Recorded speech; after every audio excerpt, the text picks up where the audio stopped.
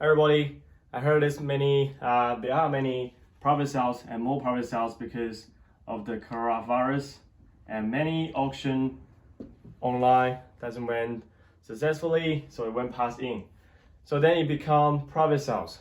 Okay, or many vendor sellers choose to sell it privately rather than going to auction nowadays. So there are many friends and family and clients ask me what's private sales. So this is the basic principle. Even some people bought 1 or 2 property in the past, might forgot. So let's recap. So private sales is like a silent auction.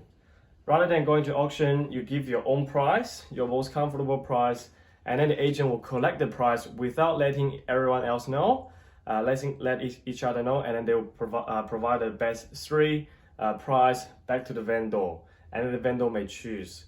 Sometimes the agent may come back to you and say, hey, is this your best offer, Mr. Customer? Can you increase another one, or 1 or 2,000 or 5,000? They might take some price increase if you are very close to the highest price.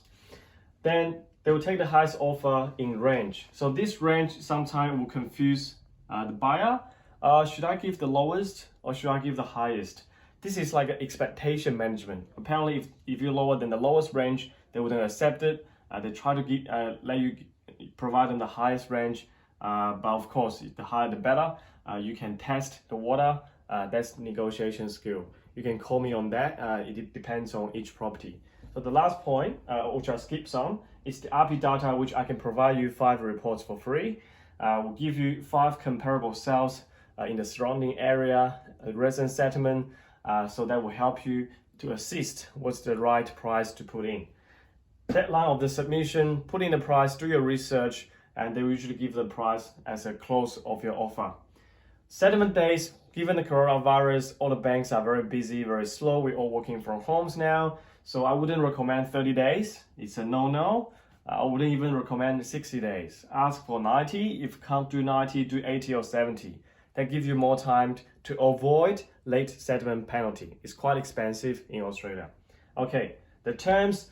Private sales will give the buyers more advantage because you can always negotiate. If you don't ask, you wouldn't even get it. The most 2 common terms is subject to property inspection for 3 days.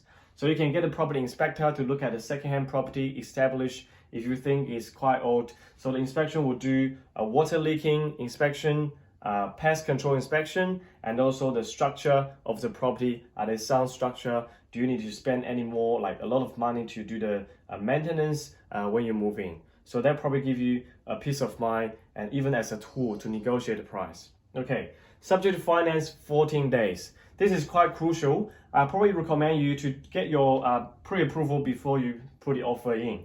However, if you didn't have enough time to do so, ask for that, because within 14 days, if there were any issue with the valuation that's lower than expected, or any accident happened to your workplace, for example, restaurant industry, hotel, travel industry, all this industry being affected by coronavirus, the banks are pulling out of the offer. So that might not be the best time for you to buy. Definitely get it subject to finance if you are in the relevant industry. Even for the people who get the loan approved in the past, the banks might decline it now. So it's very bad time at the moment. Section 32, this is again a very important point. Get a blank Section 32 from the agent and then send that to your solicitor or conveyancer at least 3 to 5 business days beforehand, so they can read this to make sure there's no hidden cost in the property or in the contract, so you don't sign up for something more expensive than you expected. Last point, the RP data is quite important. Make sure that you don't pay higher than necessary. So you can call me or contact us and or your broker and banker, and hopefully they will sort this out for you. Thank you. Stay safe. Wear the mask.